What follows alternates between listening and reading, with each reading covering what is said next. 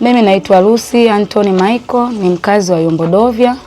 Ni mmoja wapo ambaye nilienda katika ubalozi wa Vatican katika kupeleka barua ya maoni kwa ajili ya viongozi wetu wa dini.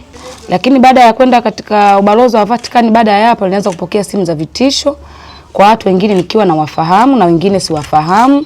Namba zilikuwa nyingi zinapigwa. Baada ya hapo siku ya Jumatano tarehe 6 natoka nyumbani kwangu, nilivamiwa na watu 4 ambao siwafahamu na kunishambulia kama hivi mnavyoniona. Nimepigwa siku ya Jumatano muda wa saa 5 na asubuhi. Kipindi natoka naelekea kwenye shughuli zangu.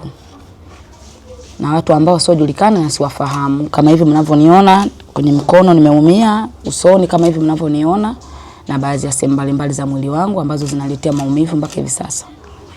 Jambo kubwa walichukua na kidai kwamba wanasema wewe unajifanya msemaji wa serikali, wewe unajifanya chawa wa serikali, wewe unajifanya serikali na kutumia kwenda ubalozi wa Vatican. Wewe una mamlaka gani kwenda ubalozi wa Vatican? Wewe ni mtu wa serikali, wewe ni msemaji wa serikali. Kama kuna viongozi wanaongea lugha ambazo hazipendezi kiimani yao, wewe ni msemaji wa kanisa mpaka uende huko. Ndio maneno ambayo alikuwa anayatamka hayo. Nilivotokea na matatizo hayo, nilienda kuripoti kituo cha polisi cha Makangalawe ili nishachukua labi, na mpaka hivi sasa naomba nisaidiwe kwa ajili ya usalama wangu, serikali nisaidie kwa ajili ya usalama wangu. Lakini mpaka hivi sasa hali yangu ya kiusalama naona ipo chini, na mimi kiangalia na familia naishi. Kwa hiyo naomba nisaidiwe kutokana na hali yangu ya kiusalama. Nashindwa hata kutoka kutembea, nashindwa. Kwa sasa hivi familia yangu inaishi kwa wakati mgumu sana, kwa sababu hata wenyewe naona kama wananilaumu kwa kile nilichokifanya, labda kwa sababu maisha wanayepitia na wao wanaogopa hata kutoka nje, wanaogopa hata kutembea mtaani, wanahisi na wao hivyo vitisho wanavyopewa mimi, wanahisi mama yao muda wote na saa yote naweza nikauawa kama watu walivyokuwa wanazungumza. Mimi naitwa Ashura Salum, mjumbe wa mtaa Dovya.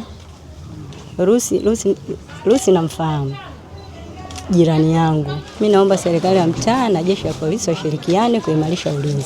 Mr. Daudi Leonard Angano. Huyu mimi namfahamu Lucy Michael.